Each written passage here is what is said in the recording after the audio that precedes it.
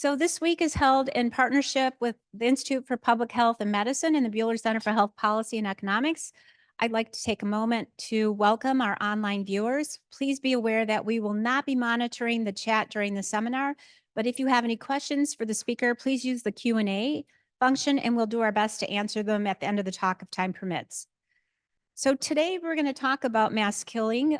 Recent mass shootings resulting in large numbers of fatalities have both shocked the American public, with many believing there is an epidemic of bloodshed and even avoiding certain places. This presentation will examine the trends, patterns, and contributing factors underlying these tragedies with special attention to school massacres. The widespread concern that mass shootings are surging has encouraged a number of policy proposals. Some of these are worthwhile, yet others are ill-advised. This presentation will attempt to add a perspective to perceptions of risk and critically assess some of the solutions that have been advanced by politicians and the public alike. I'm so pleased to introduce Dr. James Allen Fox, who is visiting us from Boston. He has published 18 books, dozens of journal and magazine articles, and hundreds of freelance columns in newspapers around the country, primarily in the areas of mass murder, serial murder, youth crime, school, campus violence, workplace violence, and capital punishment. As a member of its board of contributors, his column appears regularly in USA Today. In addition, he was the founding editor of the Journal of Quantitative Criminology. Dr. Fox is one of the principals in maintaining the Associated Press, USA Today, Northeastern University, mass killing database. He has led or worked on criminal investigations surrounding serial and mass murder cases, served as an expert witness in over a dozen of civil cases related to multiple homicide, and was a visiting fellow with the Bureau of Justice Statistics. Dr. Fox often gives keynote talks on campuses and to professional or community groups, as well as testimony before Congress. He's presented to various leaders here and abroad, including President Clinton, Attorneys General Reno and Holder, and Princess Anne of Great Britain. Dr. Fox was honored in 2007 by the Massachusetts Committee Against the Death Penalty with the Hugo Adam Bideau Award for Excellence in Capital Punishment Scholarship, and by Northeastern University with the 2008 Klein Lectureship. Finally, he is ranked number 8 in the list of most influential people in criminal justice over the past 50 years. And with that, I would like to introduce Dr. Fox. Thank you.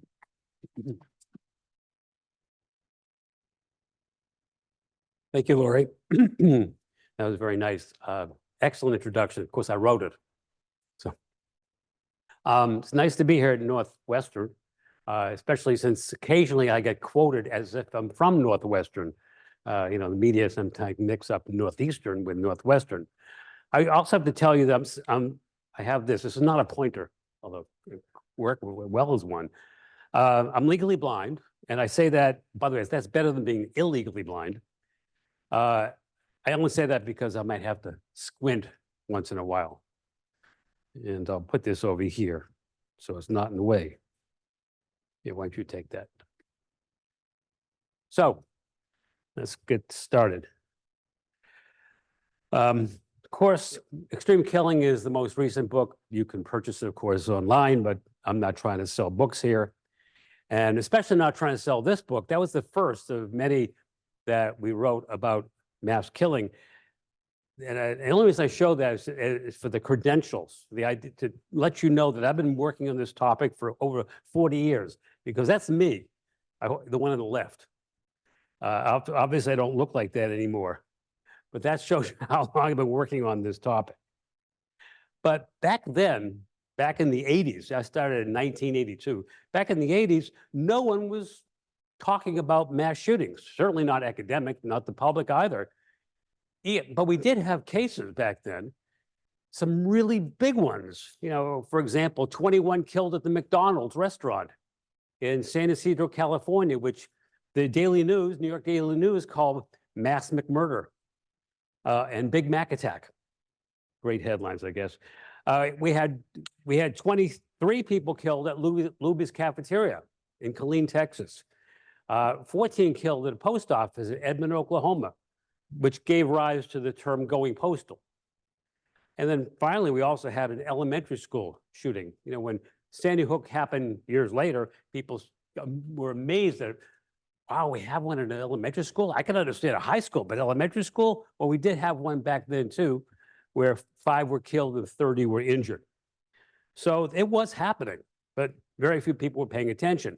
But then came 2012, the real turning point, the watershed year. They say that bad things happen in threes, and 3 really bad things did happen. We had 7 killed at Oikos University in California. We had the shooting at the Aurora movie theater. You probably remember that, where 12 people were killed. It was a midnight showing of a Batman movie that just came out. And of course, the really well-known one, Sandy Hook Elementary School, where 26 were killed, 20 students and 21st graders and 6 faculty members and staff members. That actually was named by Associated Press. They always have a ranking of the top news stories of the year. And Sandy Hook was a top story of the year. It beat out the presidential election of that year and all the debates. And it also beat out the other Sandy, Hurricane Sandy, which actually killed many more people than the elementary school shooting, but the difference being that Hurricane Sandy killed primarily senior citizens. Not that we do matter, of course, but it certainly didn't have the impact on America's consciousness than did the shooting at the school. So now everyone's interested. So this, for example, is shows you what people were Googling, what people were searching online. And prior to 2012, no one really was interested in mass shootings, hardly ever searched for it. And then since 2012, we saw this upward trajectory in how often people were searching. And then during the pandemic, there was a dip because people were obviously obsessed with that issue. And since then, it's rebounded.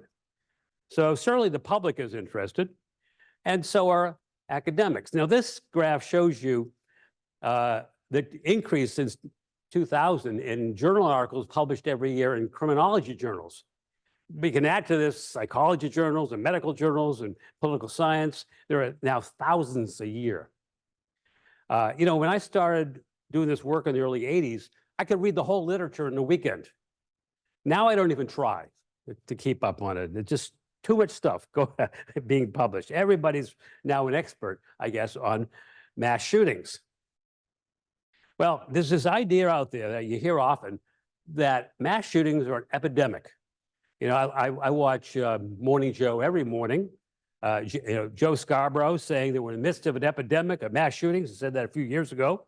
And Mika Brzezinski, just last year, also said that we have an epidemic of mass shootings. And I watched The View, also in The View, mass shootings epidemic. And Beto O'Rourke, now you can understand why he used some colorful language, because this was right after the El Paso Walmart shooting in his hometown of El Paso. So that had special meaning for him. So this idea that I hear all the time that we have an epidemic, I'm not sure how we're going to define epidemic, but I'm going to suggest that we don't have one. Well, actually, we do. We have an epidemic of fear. By every measure, fear is soaring. Chapman University has this fear index that they do every year, except they skipped during the emergence of the pandemic. And as you can see, the increase in people fearing mass shootings tripled over just several years. American Psychological Association survey, 79% of Americans say they're stressed out over the risk. 6 out of 10 Americans say that they think and fear that there'll be a mass shooting in their community. And 21% of Americans say that they avoid certain places. They don't go to concerts or maybe don't go to church because they're afraid there's going to be a gunman there. And most amazingly, this survey a couple of years ago asked people, what is responsible for the most gun deaths in America? And 24% of the people said mass shootings. Even more than suicide? I mean, more suicides than homicides, much less mass shootings. So clearly there's a distorted view. Of course, mass shootings do get much more publicity than other kinds of homicide and suicide. But the fear is there. And you can see it in lots of ways. For example, it's at Simmons College, where in Boston, as well as University of Michigan. There were parties and a balloon popped. Someone screamed active shooter, and the school went on lockdown. In fact, in Boston, even the hospitals went on lockdown because of this active shooter, which was just a balloon. And then a couple of years ago, at the town center mall in Boca Raton, Florida, a balloon popped. Someone yelled active shooter. They evacuated the mall, and there was a helicopter with flying over the mall. CNN tuned in live to cover this active shooter. There wasn't one. It was a balloon, and only one person got injured. They got injured by hitting their head trying to escape this active shooter. So people are scared, and that's really where the epidemic is. So I'm going to show you some numbers. I don't want to, bore you with too many statistics, which is in my line of work, math murder, but it's important to know the facts. Now, as Lori mentioned, I manage the Associated Press USA Today Northeastern University mass killing database. It's a database of every mass killing, and we define mass killings in the traditional way: 4 or more people killed within 24 hours. Now, we look at not just shootings, by the way. 20% of the cases are stabbings, like for example, at the University of Utah. I'm sorry, Idaho, University of Idaho. And in fact, there was a mass stabbing recently in Hawaii. Arson murders, bludgeoning. So there are others, but 80% are shootings, and that's what people really focus on. Mass killings by other means do not get the same kind of press as a mass killing by gunfire, because it does, the latter brings up this whole issue of gun control, which is a much heated topic, of course. We don't really have knife control or balloon control. So overall, since 2006, over 3,000 people killed in these incidents, nearly 600 incidents, and over 700 perpetrators. Now, I'm only going to focus on the shootings. Now, this here shows you the trend since 2006 in the number of mass shootings. As you can see, there really isn't much of a change, at least from 2006 to about 2019 and 20. And in the last few years, there's been a little spike upward. A lot of that probably has to do with the pandemic, has to do with the economic hardship that people are feeling, and some of the divisiveness in our country. Lots of factors now that contribute to this increase. But I also want to point out the red. See, the red are the public mass shootings: churches, schools, restaurants, universities, as opposed to the blue, which is all the others. And it's the red that people fear. But at most, there's been 10. Last year, there were 10. The most we've ever had is 10. Now, obviously, when it happens, it's horrific, such as the shooting last year in Maine, where 18 people were killed. And when that happened, it's horrible.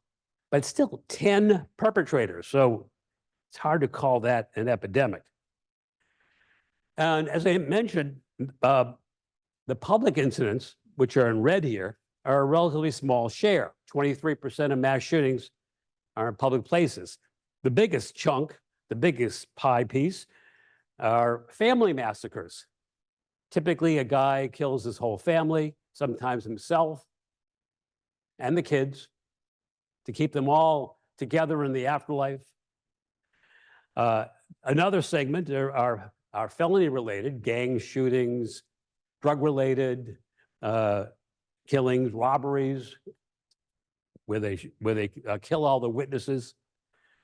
Those don't get the press. The ones that get the press and the fear, of course, are the 23, which average about 6 a year, and the most being 10. So this is public mass shootings. And they have increased over the years, over the decades. As you can see, back in the 80s and 90s, they were an average around 2 or 3 a year. Now it's averaging about 6 a year. Now, that's more than double, but still, 6 is twice 3. But we're not talking about large numbers in terms of the magnitude of the increase. And also keep in mind that over that time period, the population of the country grew by 50%, which accounts for some of the growth. So this is growing, but again, hard to call an epidemic when it happens so few times a year. But what is actually noticeable about the past few years is the magnitude of these killings, the severity. There have been in our nation's history 9 mass shootings with at least 20 people killed. And 6 of those 9 have occurred since 2012. There was, of course, I mentioned before, the Luby's cafeteria, 23 people killed, 21 killed at the McDonald's, and of course, Virginia Tech, 2007. Now, a lot of this issue about the growing number of victims has to do with the AR-15, its popularity and its dangerousness and deadliness. But it's not just that, because, for example, the 23 killed in Killeen, Texas, and the 32 killed at Virginia Tech, that was with a handgun, a Glock, but it could accept a large capacity magazine. Clearly, that's a significant issue in terms of the ability to continually shoot without having to reload.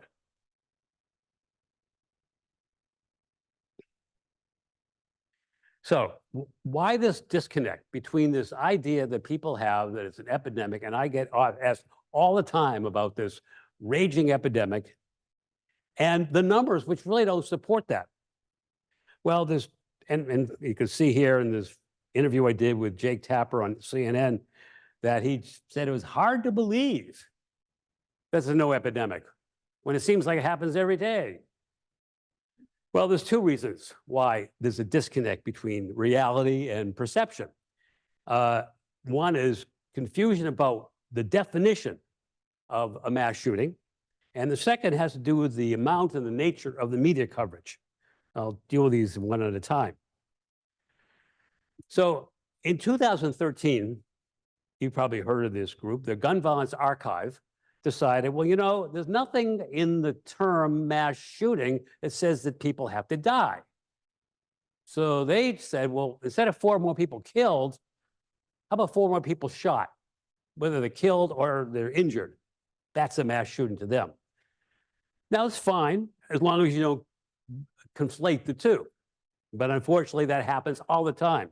Here's a graphic from CBS News, where they basically say there's more mass shootings than days of the year. But in the graphic, you probably can't see that. I can't, that's for sure. All of those cases they list here are large-scale mass shootings with dozens of people killed sometimes, double-digit death tolls. So it does seem, if you look at this slide, at this image on the graphic that was on television, that these kind of things that are listed here are happening daily. Well, I respect the work that they do at the Gun Violence Archive, but let's also understand that the average number of people killed in these mass shootings is 1. And half of the cases, no one's killed. And 75% of the cases, 0 or 1 deaths. Now, a few of them have large numbers. So just over almost 6% of their hundreds a year, hundreds and hundreds a year. Last year, over 600. Only 6% are mass killings, which is the traditional definition. 4 more people killed by gunfire. It's something I've been using for 4 decades, and is something actually the FBI used as well. Okay, whoops. Something happened here. Do you see it? How do I? Oh, it's because. Thank you. Okay, so so we have to be very careful when we define this, and then cite statistics. Unfortunately, that doesn't always happen. New York Times, you'd think they would get it right. New York Times uses the gun violence archive definition. Washington Post, by the way, uses our data set. And a lot of media outlets like the gun violence archive because the numbers are big. You know, I mean, talk about hundreds. It sounds really important, scary, awful. Much more so than the dozens a year of mass killings. But you have to be careful. So here's this article that came out in May 2021, right after a mass shooting that occurred in Colorado Springs, where the guy was mad because his girlfriend did not invite him to a birthday party that she was having for her relatives.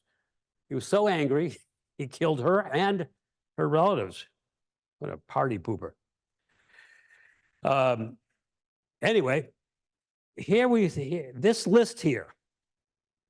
Partial list of mass shootings in the United States. This list is every single one of every single mass killing by gunfire that happened that year. It's the entire list of mass killings. But they say this is the incomplete list. And these are many more. Yeah, but those many more aren't anything like this. So, and they don't say that. So it's very easy to get confused, that mass confusion, because they conflate these two definitions. So that's a big problem. And why constantly people say to me, oh, this happens hundreds of times. And I say, no, 4 or more people killed doesn't happen that often. No, it does. I read in the newspaper. All right, let me talk about schools. We've all been to school. Some of you have kids in school, or grandkids in school. Obviously, a big concern. Yeah, it's not a new concern. Back in 2001, Dan Rather, CBS News, declared school shootings in this country as an epidemic. And more recently, too, The Nation magazine, the epidemic of school shootings. And we've had many widely publicized, very well-known cases. You know, you got Parkland, of course, in 2018, and Uvalde 2 years ago. So it does seem like it's horrific. Obviously, you know, when children are killed, it has a special impact on America's consciousness. So these cases with so many people killed has a big impact, clearly. But epidemic, we'll see. But a fear, again, we have the issue of fear. You know, I have to admire the energy and the passion of the March for Our Lives group, the survivors of Parkland. They do some great work trying to convince our Congress that we need some gun control. At least some states have done good things. But a majority of the students here, as you can see, 57%, fear that's going to happen in their school. This is not just Parkland, this is a nationwide survey. A lot of fear. And the slogans, I want to go to my graduation, not to my grave. Well, that goes right to the heartstrings, but clearly the chance of graduating is much higher than the chance you're going to get killed at school. So it's kind of hyperbolic.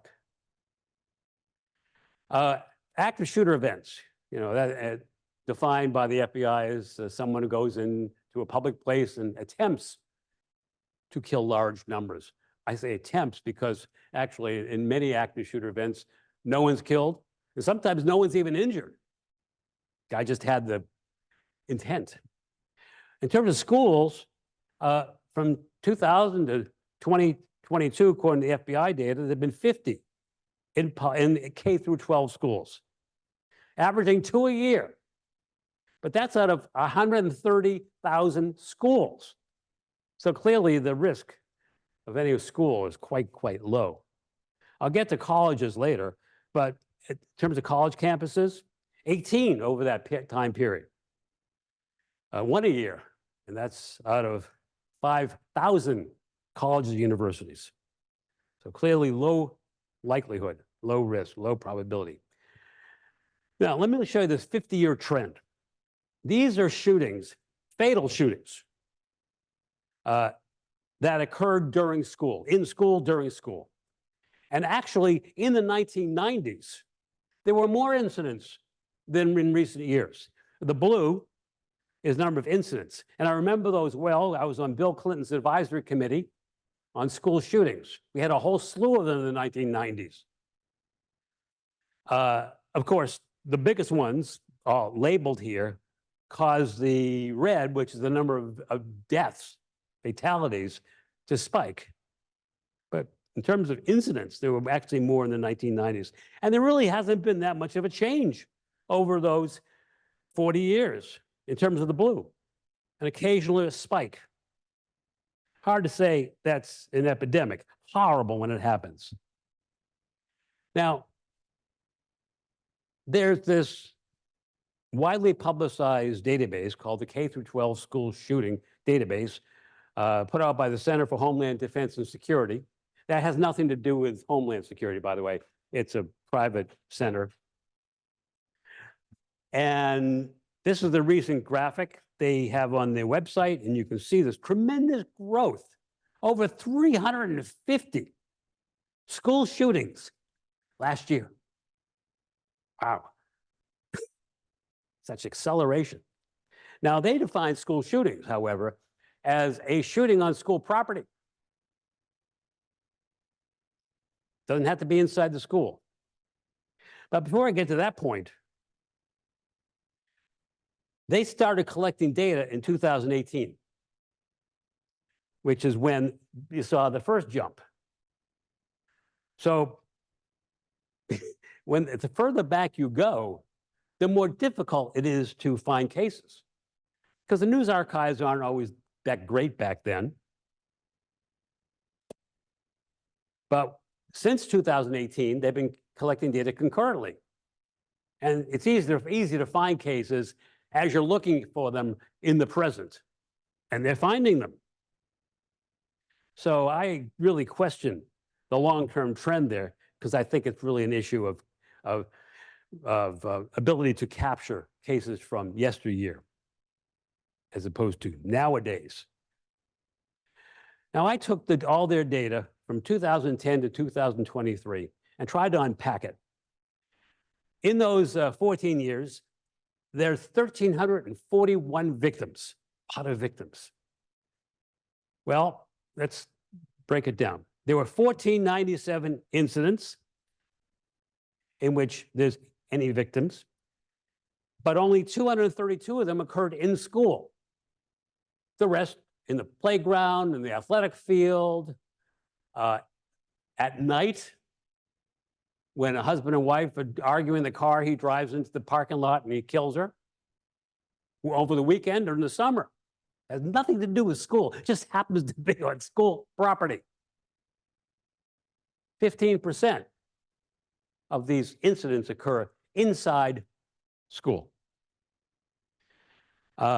which basically points out that so much of what we're talking about and doing in terms of active shooter drills, which I'll get to later, arming teachers, which I'll get to later, surveillance cameras, they have no relevance to 85% of the cases. Now, how about in terms of people killed? Well, 354 were killed over these 14 years. Only 123 of them were in school. And of those 123 victims killed, 94 were students. So it's an average about 6 a year.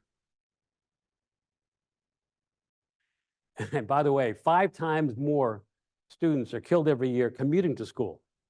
In a bicycle accident, a private car, a school bus, then are killed in school by an assailant. And by the other 94, 2/3 of them are linked to just those 4 cases: Parkland, Santa Fe, Uvalde, and Sandy Hook. So the numbers dwindle as you dig into the data. Now, this is the percentage of school shooting incidents that occurred in the school as opposed to in the property. And it's gone down. By the way, it's now down to 9%. And what that really suggests is that it's very hard, the further back you go, to find shootings that occurred on school property when we're had nothing to do with students, nothing to do with the school. So the further back you go, he wasn't finding all of those cases that occur on school property. Only the ones that occurred in school, because those get a lot of press. So that really accounts for, I believe, the big increase that he touts, that the David Reisman touts. All right, how about college campuses? By the way, I forgot to start my timer, so let me look what time it is. Also rare. I mean, we had obviously the spike in 2007 with Virginia Tech and Northern Illinois University, not far from here. But overall, on average, about 10 to 15 homicides on campus. Those aren't necessarily students.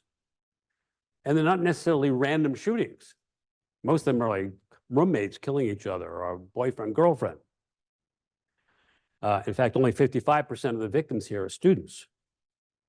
So I know that when it happens, parents of college students start asking, what's your lockdown procedure? As if you can lock down a campus. I understand the kids are off, the kids are not under their watchful eye and they worry in the wake of a shooting at Michigan State, for example, or UNLV. But again, hasn't really increased. And by the way, this is the whole, you probably can't read them, but this is a list of all the multiple fatality shootings at college campuses going back to the early 1990s. So over 30 years and 27 incidents, about one a year. And 118 victims. And by the way, the most likely perpetrators of these are not undergraduates, like Cho from Virginia Tech, but graduate students, law students, medical students, and former medical law or graduate students. For many of these students, they lose balance in their lives. They spend all the time in the library or the lab. They subsist on Doritos and pizza, forsaking all their friends and relationships, maybe their marriages. And when it comes to the time, after many, many years of pursuing that degree single-mindedly, they find out that they're just not going to get it. They don't pass the bar or the medical exams, or whatever your exam is, or they don't get their PhD, they don't finish their PhD. They have nothing to fall back on, and they're really bitter because they feel they've been strung along. And many of them in these situations have gone on rampages, killing the faculty who they blame. All right, the other issue I mentioned before has to do with publicity. And I mentioned before they're shooting at an elementary school in Stockton, California, which no one remembers. It wasn't covered on television because those are the 80s. There was only one cable news channel then, CNN, but it was in its infancy. Didn't have much of a market. And we didn't have all the satellite trucks, the helicopters beaming images into living rooms. So when this happened, the traditional TV stations weren't about to preempt days of our lives in General Hospital. They had nothing to show. So they say, oh, there's bulletin, there's been a shooting, we'll talk about it at 11, or maybe the next day when they get some video. But when Sandy Hook happened, the media was there very quickly. Yeah, it was right outside of New York. And I remember that I was working for NBC then as a news analyst, and it was media everywhere. And they were there so quickly that images of children being let out of this school with tears still fresh in their eyes were shown in high definition in people's living rooms. Made it feel like it was happening down the street. Had a tremendous effect. Unlike previous cases in the 80s and the 90s that were not covered live. And then Virginia Tech, I remember that very well. That was Marathon Monday in the city of Boston. We had the Boston Marathon. And I ran the marathon that day. I know I don't look it, but I did. I ran the marathon, but I ran the width of it. 26.2 feet. Most people do the length, and I was exhausted. But I went and got some pasta. Anyway, I got home, turned to the TV set, and there was marathon coverage of shooting at Virginia Tech. And as the death toll rose, the anchors were getting giddy. Oh, now there's 6 killed. Oh, now it's 8. Oh, now it's 13. It's now the largest school shooting in history. Oh, now it's 20 and now it's 30. It's the largest shooting in America. People get excited when things are records. It's the deadliest, it's the worst, it's the biggest, it's the baddest.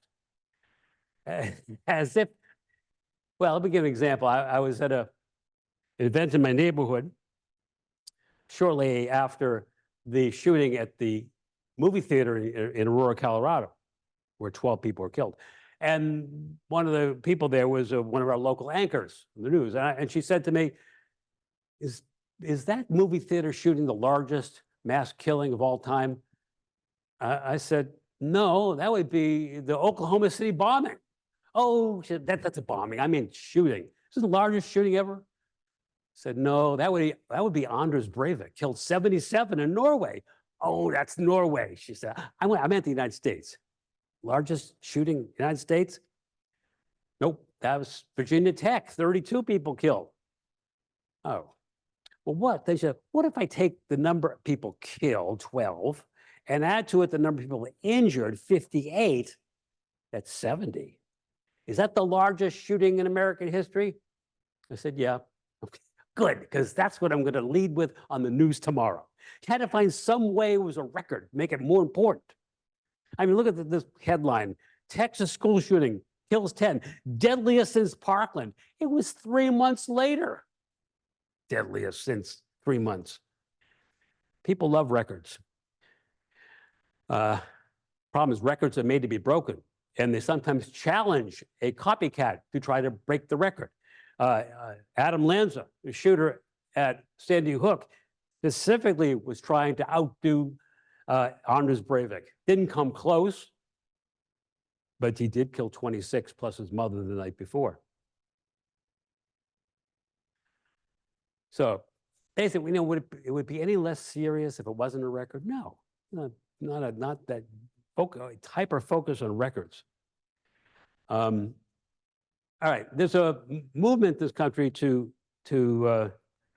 not name names or show faces of criminals in the news, mass shooters, I mean. There was an open letter to the press signed by 142 criminologists. I refused to sign because I didn't agree.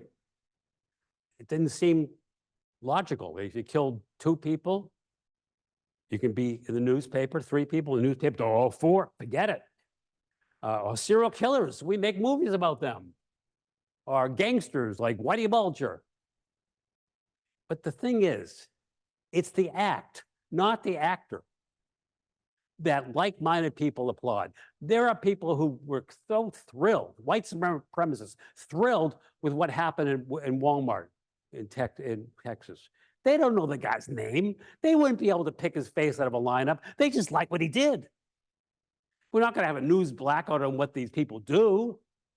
So I believe that the basic facts about the perpetrator, that's news. Now, sometimes they do cross the line. For example, again, New York Times, Sung-Yi Cho, the shooter at Virginia Tech, as you may recall, after killing 2 people in the dorm, he went to the post office to mail videos to NBC, hoping they'll show them. And they did, unfortunately. And New York Times got it, and they put this picture on the front page above the folds of him brandishing weapons. Shows him being so powerful. I have no problem with the headshot, but this, and we get so much fluff about them. You know, with the Las Vegas shooter, we know his shoe size, what he ate the night of the shooting, his favorite casino games, they like karaoke. And here is a picture of on his high school tennis team that's been all over the news, on the websites, as if that's a warning sign, being a high school tennis player. My granddaughter just was the captain of her high school tennis team. So hopefully that's definitely not true. Sometimes we go from news reporting to celebrity watch by this excessive fluff. It humanizes the killers.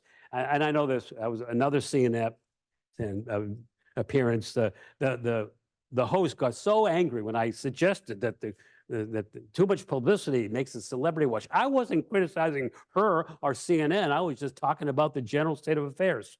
But she took it personally. I'd much prefer stories that focus on strength and resilience as opposed to misery, like the citizens of El Paso lining up to give blood for people they don't even know. And absolutely, can the media stop using the word manifesto? The shooters don't use it.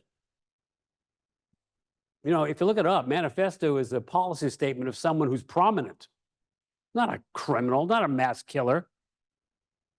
And the one good thing that Dylan Roof said, the shooter at the South Carolina church, says, don't call my writings a manifesto. It's just a bunch of rants. Thank you, Dylan, for that one important piece of information. There's this notion of contagion. And it really got a boost by a study done by a statistician from Arizona, Sherry Towers, in 2015, who showed by analyzing the USA Today data, which was the precursor of the database I managed, that looking at the timing of killings, that after a mass shooting, the risk of there being another one increases for 13 days. Got a lot of press. But the thing is, she didn't include in her analysis any measure of how much publicity they get. Most mass shootings get hardly any. Gang shootings don't get much. Family killings don't get much, except in the local area.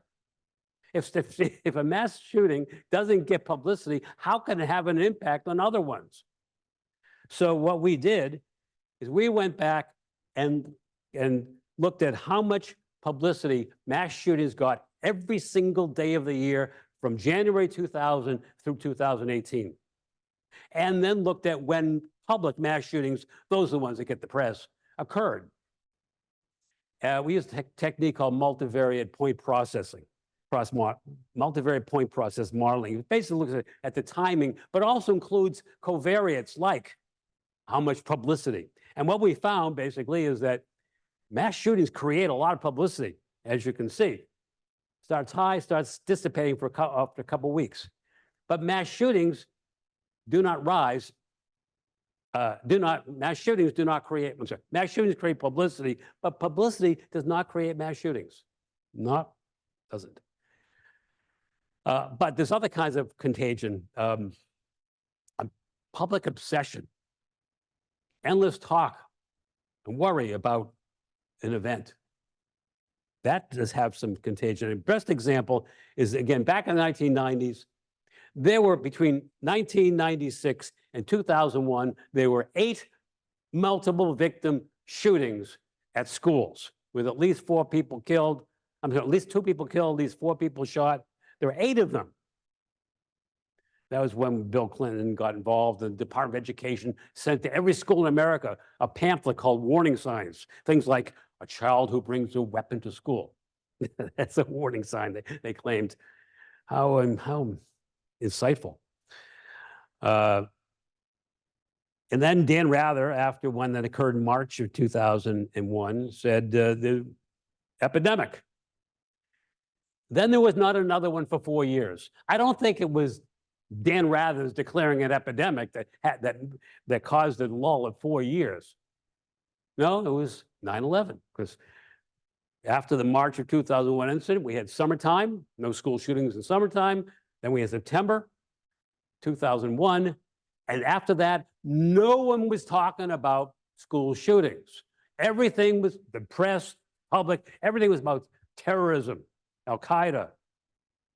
And Once we stop talking about it, we've no longer fueled the contagion that told kids and normalized the idea if you don't like your classmates, you're angry with them, shoot them.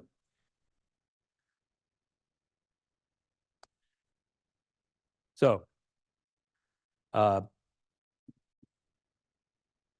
did mention drills earlier. I hate them. And some schools really try to make them realistic. Figuring they use fake blood, have some guy running around with a gun. And some schools have unannounced drills. Surprise kids. In fact, Parkland had unannounced drills. And when the real thing happened, a lot of the teachers were confused, didn't even know there was really a mass shooting. Thought it was one of those unannounced drills. And some schools even have unannounced drills, and they get on the PA system and they say, this is not a drill, when it really is. The problem is, and by the way, almost every state requires them, in the light blue and the dark blue, recommend them. And some schools do it 4 times a year. Parkland, the whole county after Parkland, 10 drills a year. Overkill. Then the evidence is clear how traumatizing it is for many students. This was a study done in Georgia State, where they looked at tweets sent by students before and after a drill. And after the drill, the number of tweets that reflected depression, anxiety, fear went up significantly. Now I understand that. You know, I'm old. We had the duck and cover drills about the atomic bomb. I never thought about the bomb. I only thought about what are they going to serve for lunch? And was I going to get a chance to eat my lunch, or were the bullies going to take my money? That was what I worried about. But not the bomb. I was only 11. Didn't think about it, except when we had those drills. Then I'd go home and I'd worry about it and think, what would it be like if the bomb dropped? Now, looking back, I grew up in Boston area. Looking back on it now, I know that if a bomb fell in Boston, that desk wouldn't have helped. It would have been vaporized, and so would I. I think, and schools run these drills, like have kids sit in the corner 6 times a year and be quiet. It's not hard to tell kids to sit in a corner. So a lot of it can be done verbally, as opposed to making me go through these drills. That basically says, the bad guy's out to get you. We wouldn't be doing this if you weren't in danger. They should take lesson from the airlines and the cruise lines. I flew here this morning.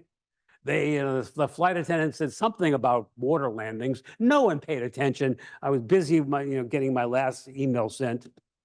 We just know if something bad happens, we'll listen to the crew. And my son's a pilot, JetBlue pilot, and I know they go through lots of training. And so I basically train the teachers, train the administration, but low key it for the kids. Our cruise lines, I love cruise lines. My first cruise, they came over announcing the PA system. They said, go to your muster station. I had no idea what muster was. I thought I brought a hot dog. All we did was put the life jackets on. And they told us which lifeboat it is, but we didn't actually get in the lifeboat. We didn't lower us down, because if they did that, I would never take a cruise again. And if they did it on a plane, oh, let's do a drill, forget it. I'm not flying. And, after Virginia Tech, colleges were desperate for something. And the security company in Seattle, which knew nothing about higher education, they made a video. And they sold it for over $1,000 to over 1,000 colleges. They made a lot of money, but they didn't know what they were talking about. For example, one suggestion for college students was, when you go into a classroom like this, sit on the aisles so you can make a quick exit if someone comes with a gun. Well, if I went into a classroom and all the students were in the aisles and no one in the middle, I'd have to talk out of both sides of my mouth, which I do anyway, but not, not appropriate. Let me talk about some telling characteristics of assailants and then get into some suggested remedies. There are a lot of myths about mass shooters, that they suddenly snap and kill everything and everyone that moves indiscriminately. Hardly ever. I mean, think about it. A guy gets reprimanded or fired by the boss, and he just so happens to have 2 AR-15s and 2,000 rounds of ammunition in the trunk of his car just for such an occasion, just in case. No, these are well-planned executions. And yeah, some kill strangers who are in the wrong place at the wrong time, but most kill people they know for reasons that to them are real. Also, very few of them are psychotic. We'd like to believe that to make, well, they're different. They're all crazy guys. They're high on drugs or alcohol. Very few, by the way, high on drugs or alcohol when they go through these shootings. Because it takes a lot of clear thinking to carry out these rampages. And sometimes they're very selective. This is a Michael McDermott who killed 7 near my hometown at his workplace. He was so pissed off because he owed money to the IRS, and the IRS made a deal with his employer that they were going to garnish his wages. He thought that would show tremendous disloyalty by his company. So one day, it was Christmas, he went into work. Work was closed, went into work, brought guns. Next day after Christmas, walked in, got his guns, and started shooting. But only people in human resources and accounting, because those were the enemy. Those are the bad guys. Everybody else left alone. Very selective. And according to FBI study, 2/3 of these guys are active shooters. They plan for months what they're going to do, not spontaneous. I mean, the great example, of course, is the Columbine shooters. They planned for a year. And they had they targeted Hitler's birthday. They weren't neo-Nazis. They just admired the power that Hitler represented. But in their diary, I don't know if you can read it, they say that if they happen to survive the shooting at Columbine, maybe the next move would be to hijack an airplane and fly it into the skyline of New York City. This was 2 years before 9/11. You know, when 9/11 happened, people said, who could imagine? It's unfathomable that someone would use an airplane as a weapon. Well, these kids thought of it. And when they go through these shootings, people say they're so calm, they're smiling. Of course they're calm. They're not surprised. You are. The victims are. And they're happy because they've been planning this for months. And finally, the day of reckoning has come, and they're really happy about it. All right. Sometimes we do the right thing, but for the wrong reason. Now, lots of people, as you know, like to point to, well, we just need to improve mental health. It's not a gun issue. They deflect from that. Now, I didn't say Obama did, but this interesting speech he gave in Hartford, Connecticut, not long after the Sandy Hook shooting. We need to help people struggling with mental health problems get the treatment they need before it's too late. Well, why? Is it so? For whom is the concern? Are you so concerned about the well-being of the mentally ill, or are you concerned about the well-being of the people they may shoot? It's the latter, which only reinforces the stigma associated with mental illness. And the data show, the Columbia data set that some of you have seen, that only about 5% of mass shooters reflect severe mental illness and psychosis. Yeah, there's another 25% that are depressed. That makes sense. I mean, happy people don't do this. But you really can't blame them for mental illness.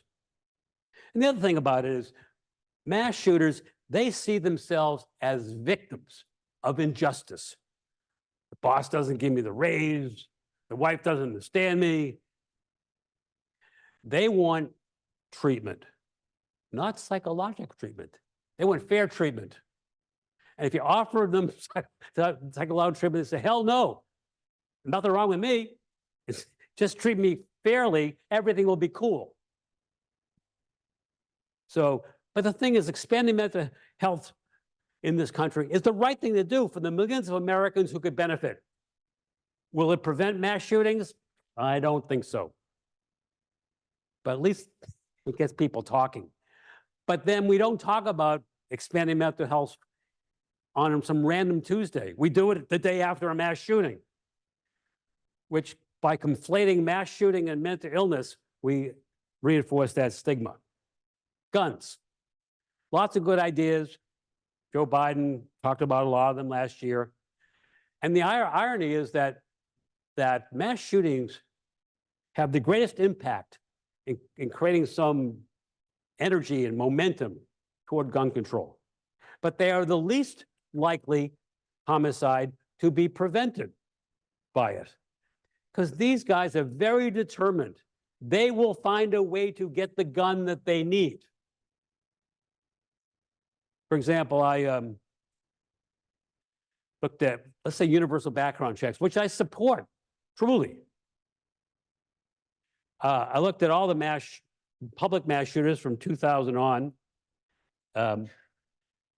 and how many of them are prohibited by federal law? That is, they had a criminal record, felony record, or they had been institutionalized involuntarily. And 2/3 could buy a gun legally. They didn't have that.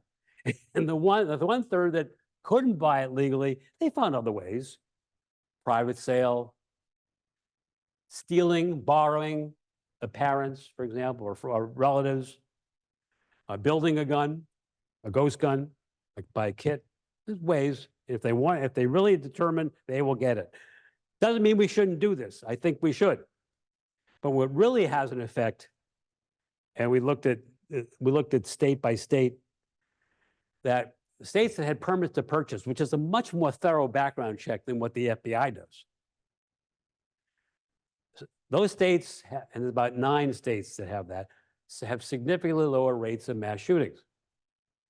And the states that have bans on large capacity magazines, they have significantly fewer casualties, deaths and injuries when they do occur. That has a significant effect. Now, there is a wrong place for guns. It's the idea that teachers should be armed. Many states now allow it. Concealed carry for teachers, for the faculty. You know, for teachers, marksmanship is about A's and B's, not guns and ammo. They should be educating students, not executing them. You know, we don't have cops teaching math, and we shouldn't have math teachers being cops. On college campuses, I'm getting near the end because I'm about a little over. When Virginia Tech happened, there was one state, Utah, that allowed anyone with a permit to have a gun on campus. After Virginia Tech, this group, Students for Concealed Carry on Campus, a grassroots organization, started pushing legislation state by state to allow permit holders, people who have legal guns, to bring them on campus. And boy, they've had some success. Only 10 states prohibit it. Mine and yours, I'm happy to say, in the green. I don't think these guns have a place on college campuses because when you have depression, suicide, excessive drinking, and drug use, you don't want to throw guns into that mix. Okay. The message I have that there's not an epidemic is often misunderstood. The NRA loves to quote me, probably because it gives them more credibility if they quote someone who's a gun control advocate like me, questioning some of the statements that people are making about gun control and school shootings, for example. So they like to promote me. No thanks, but they do. And then, years ago, I did a podcast for Reason about 4 or 5 years ago. And the host tweeted out a promo that basically said that there's no evidence that we're in the midst of an epidemic of mass shootings, according to me, leading researcher on the topic. Well, that was retweeted by Laura Ingraham and then retweeted by Donald Trump, who was president at the time. It did increase my number of followers by 3,000, not necessarily the people I want to be followed by. And I appreciate that this idea had got some play, but the problem is it's not an epidemic, but it's a problem. It shouldn't be ignored. There are things we can do and should do. And actually, things we can do and should do, they'll have a much bigger bite on the over 20,000 gun homicides we have a year. Not the handful that we have that are large scale. Finally, there's actually some, well, I'd like to end on a high note. I don't have one. I only have a note that's just not that low. That this year is amazingly calm in a relative sense. You know, if Sir Isaac Newton had been a criminologist, he would have said, what goes up must come down. Well, that's true with crime numbers. You know, when we have spikes, spikes tend to be followed by declines. And so far this year, and you know, we're almost halfway through, the gun violence archive definition, 4 more people shot, down 30% from this time last year. That's good. Still people are being shot, that's not good, but it's good that it was fewer. And how about mass shootings? With 4 more people killed, the ones that we define, they've been cut in half. 11 so far this year compared to 22 this time last year. Last year actually was a record. There were 38 mass killings by gunfire, which was a record. I shouldn't use that term, record. It was the most we've ever had. This year's down tremendously. And there's been 0 public mass killings by guns. None. I hate to knock on wood. You should all do that too. We hope that continues.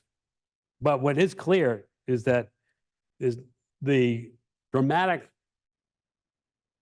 situation we had last year where there were 10, that's not going to happen this year. So that's what I got. I appreciate your listening.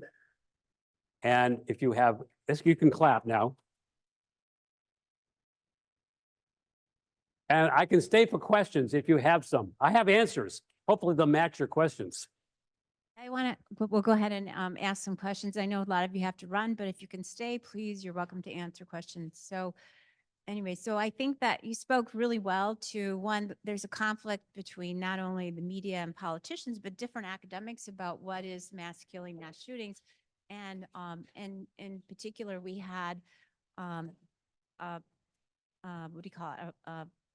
A workshop here by the Secret Service earlier this year about the epidemic and mass shootings. Anyway, so one thing I just want to raise a really important fact, and that is that the National Institute of Health that, has now taken on gun violence has never once funded a mass shooting gun prevention project ever, but they are funding all the anxiety that students are feeling right now and the cortisol levels that have increased post like the fire drills or the mass shooting drills that are going on in schools, and how much children fear being shot to the point that we can measure their cortisol levels. So I find that really interesting. So anyway, so having said that, does anybody have questions for Jamie Foxx? We had a workshop here. Is that Yeah, right. Well, I was out of town, so I think Marianne attended it, and I'm sure it was a crisis, wasn't it, Marianne? Yeah. When my wife and I go away, we go to a workshop. I work, she shops. Yeah. Okay. Were there any questions online that happened? Okay. About while we wait for people to think. We actually have 2. Start with the newest one. So what are your thoughts of defensive gun use to stop mass shootings? I think you cover this a bit, but. Sure, good like- question. Defensive gun use. The pro-gun folks say we need to, you know, to have guns there to neutralize the shooter, cut down the number of people who are shot by overtaking him. It's hard to find those cases. There, for example, I know several cases where people where in states where there's a lot of concealed carry, and what happens when the shooting starts, they run. They're scared and they're frightened and surprised. And so there are very few cases where someone intervened. There's been interventions, but not necessarily with guns. There's been a principal who tackled a shooter in a school shooting incident. The problem with that too, and I bring that up in case of colleges, for example. You know, if we allow students to have guns on campus, and if there is a shooting and the campus police come, they should have guns. How are they going to tell the bad guys from the good guys? You got the bad guy wearing blue jeans and a backpack and a gun, and you have all the good guys with blue jeans, backpacks, and guns. You know, the bad guy doesn't wear like special clothing to indicate that, well, sometimes they do. Sometimes they wear masks and camouflage, but usually no. And in fact, some interesting experiments have been done where they give students in class paintball guns, and then they have someone come in, and they know this is going to happen because they're all given paintball. Someone comes in, and then they start shooting, and unfortunately, there's people. Not the shooter isn't necessarily killed, but lots of other classmates are caught in the crossfire. So it's a bad idea, in my mind. I understand the logic, but it just doesn't happen that armed individuals respond in that way. Occasionally it does, but not all that often. Not enough to justify it, in my mind. Perfect, thank you. Yeah, one over here.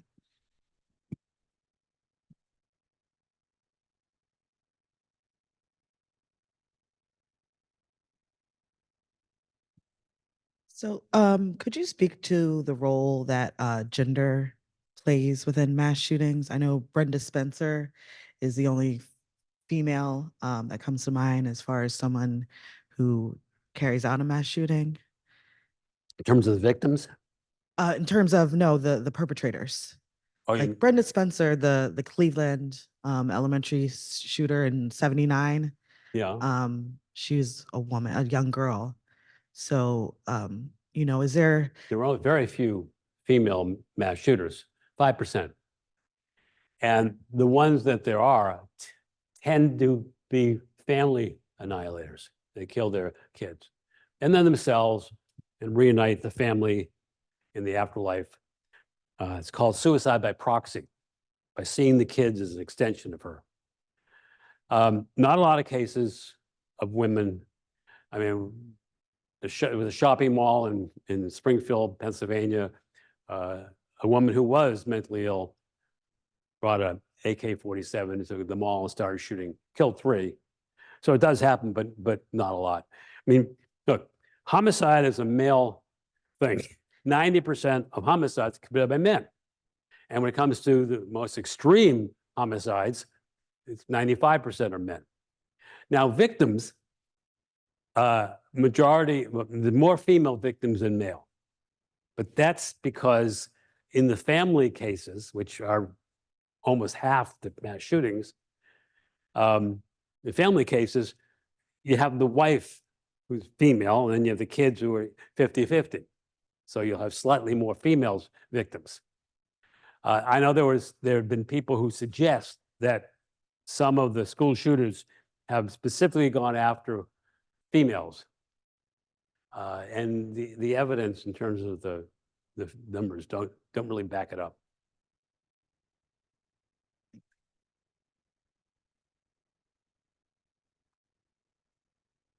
Oh, let me say one other thing. Then there's this whole, we had the trans issue. And there's been a couple over the years committed by trans individuals.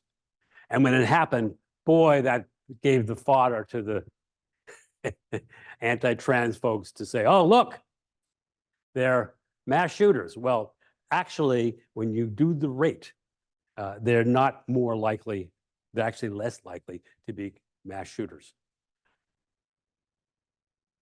Yes, another question? So, apologize if I'm asking a question that you had presented in the message I got in here halfway through, but I was curious about the, we talking about common themes of the mass shooters, and I saw a little bit about domestic violence and mental illness and the like, but was there any, would you look at past activities? Past what? That activities that the individuals were involved with, such as gaming or sports or non-sports or things like that. Would be other examples. Subjects they studied in school, you know, were there other, and not, right, I get you're trying to maybe find predictors at that point, isolation, things like that. Was there anything that teased out that way? Not that, you know, you'd get some preventable ideas there, but at least what was anything like that come out? Well, first of all, generally, there are several factors that are very common among mass shooters. Social isolation is one of them. That they don't have, they live alone, or they live with others, but they don't, not people they can relay their problems to. So they don't have a support system, and they don't have a reality check. So when they think that they are being singled out and mistreated by the company, they have no one around to say, hey, let's think about this rationally. You're not the only one who X, Y, and Z. So social isolation. Another factor is that mass shooters tend to externalize blame. You see, if you blame yourself for all your misfortunes and failures, you might decide to take out your feelings on yourself in terms of suicide, punishing yourself. But what's true about mass shooters, they don't see that they're the problem. So every time something bad happens in their lives, it's someone else to blame. And they eventually decide they're going to go and punish those people who cause them so much anguish, because it's not their fault, it's everybody else's fault. So those are some, and those are some key. Also, failure.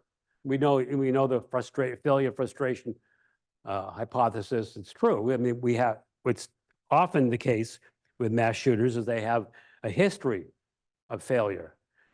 Problems in school, problems in relationships, problems at work. To the point that their ability to cope with life's frustrations and failures begins to wear so thin that they just don't see any hope. They don't see the idea that there's no hope. Why live? But before they take their own life, they want to get other people who they hold responsible. Now, it could be people at work. We had that yesterday in Philadelphia. 2 killed, 3 injured. It could be the family, blaming the wife. She's, she kicked them out of the house. If I can't have the kids, no one can, especially not you, lady. So basically, blame is an important part of the equation. Now, things like games, like video games, it's very tempting, and some people do it, to look for things like video games as the cause. We know, for example, when Adam Lanza, the shooter at Sandy Hook, he was on the spectrum, and he spent long hours playing video games. Not all of them violent. One of his favorites was something called Dance Dance Revolution. I don't know what it really is, but it's not violent. It's a dude dancing.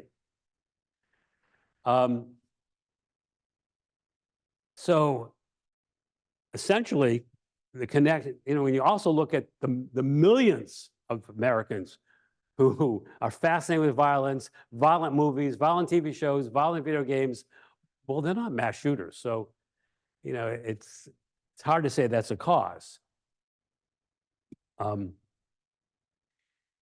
Domestic violence, actually, it was interesting, but that when we had the Sutherland Springs shooting in Texas, I was actually an expert witness on that case. And when it happened, this shooter had 5 years earlier been court-martialed in the military, in the Air Force, because he had beaten his wife and child. So he was court-martialed, convicted of domestic violence 5 years before the shooting at a church where he killed 26.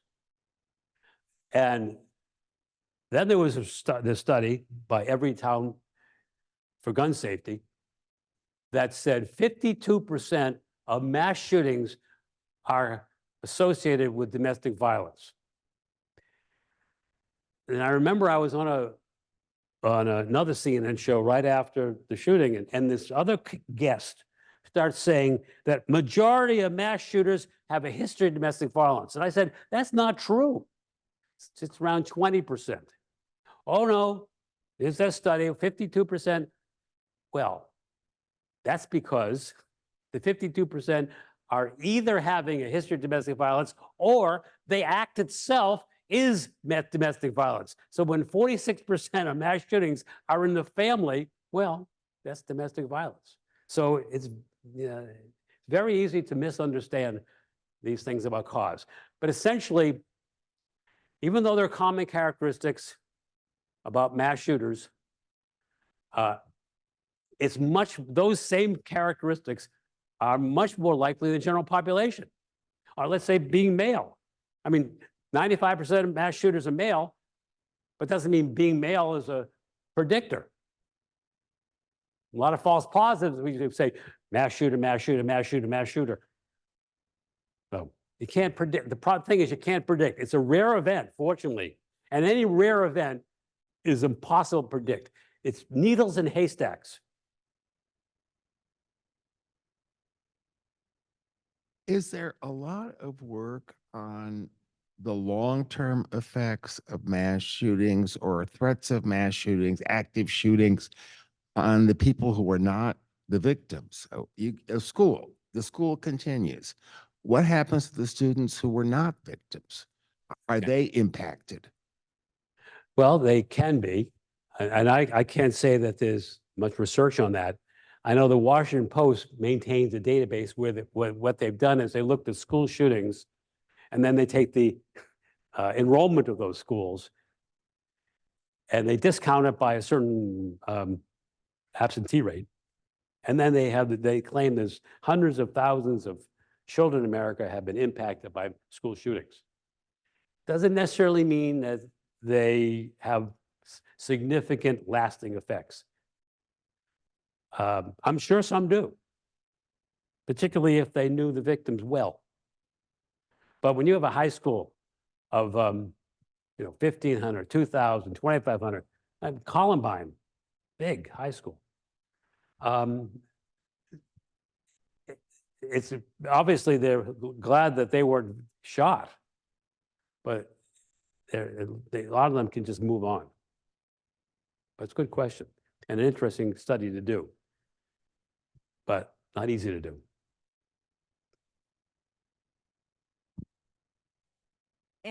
Any other question? Otherwise, I guess we're about ready to close out then.